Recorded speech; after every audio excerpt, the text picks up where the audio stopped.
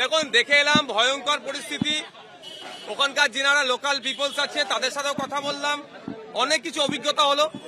দেখুন, এখানে আমি রাজনীতি করতে আসিনি, কিন্তু দুঃখের বিষয় এখনো পর্যন্ত ঠিকঠাক করে সরকারের পক্ষ থেকে যে উদ্ধার কার্য চালানো দরকার সেটা ধীর গতিতে হচ্ছে, আরো দ্রুত গতিতে হওয়া দরকার। দ্বিতীয় কথা, যেভাবে পুকুরগুলোকে বুঝিয়ে, জলাশয়গুলোকে বুঝিয়ে অবৈধ নির্মাণ করছে, এর সম্পূর্ণ দায়ভার কেএমসি তথা প্রশাসন সরকারকে নিতে হবে।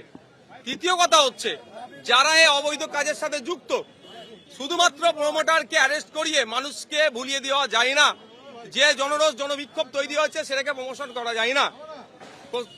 সেটাকে যদি আটকানো যায় তাহলে যারা এই অবৈধ কাজের সাথে যুক্ত তাদের প্রত্যেককে গ্রেপ্তার করতে হবে।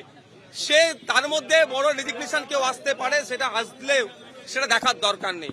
চতুর্থ হচ্ছে, যারা ক্ষতিগ্রস্ত হয়েছে, যাদের বাড়ি মারা গিয়েছেন, তাদেরকে উপযুক্ত পরিমাণে ক্ষতিপূরণ দিতে হবে।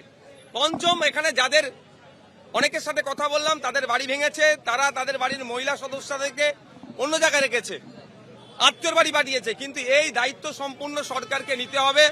তাদেরকে শেল্টার হাউসে এখন রাখতে হবে, তাদের সমস্ত দায়ভার নিতে হবে। যতক্ষণ না পর্যন্ত যেখানে রিকভারি হচ্ছে ততক্ষণ পর্যন্ত সরকারকে দায়ভার নিতে হবে। পঞ্চম, আমাকে একটা কথা বললেন, ওখানকার মহিলার ছিলেন যে তাদেরকে নাকি এখান থেকে উঠে যাওয়ার নোটিশ দেওয়া হয়েছে, বা ভারবালি বলা হয়েছে এখান থেকে তাদেরকে চলে যেতে। সেই কারণটা খতিয়ে দেখার জন্য এখানে যিনি ডিসি স্যার আছেন তাকেও বলেছি, আরো যারা দায়িত্বশীলেরা আছেন তাদেরকে বলেছি এই বিষয়গুলো দেখার জন্য। ঘটনাচক্রে এটা রমজান মাস, অনেকে এখানে রোজাদার আছেন, তাদের দেখভাল করাটাও প্রশাসনের একটা কর্তব্যের মধ্যে পড়ে, সেটাও দেখার দরকার। ওখানে যারা ছিল তারা ম্যাক্সিমাম শ্রমিক শ্রেণীর মানুষ ছিলেন। এমন একটা কথা হচ্ছে, ইললিগাল সাথে সাথে যে মেটেরিয়াল দেওয়ার কথা সেগুলো ঠিকঠাক দেয় না। এগুলো যাদের কন্ট্রোল করার দরকার তারা এখান থেকে কাটমানি ঘুষকে এই ধরনের করছে, আর এর সাফার হচ্ছে গরিব সাধারণ খেটে খাওয়া ঝুপড়ির মানুষেরা। এটা মেনে নেওয়া যায় না।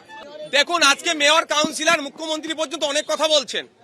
আমরা জানি কেএমসির আন্ডারে কোনো বাড়ি রিপেয়ার করতে গেলেও যদি কেএমসি কে না জানিয়ে করা হয়, সেখানে কাউন্সিলরের লোকজন পাঠিয়ে, প্রশাসনকে প্রয়োজনকে পাঠিয়ে পুলিশকে বন্ধ করে দেয়।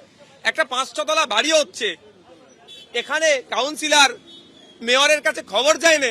এটা ভাবা, যদি আমরা ভাবি বা আমাদেরকে যদি ভাবায়, আমাদেরকে ভুল ভাবাচ্ছে।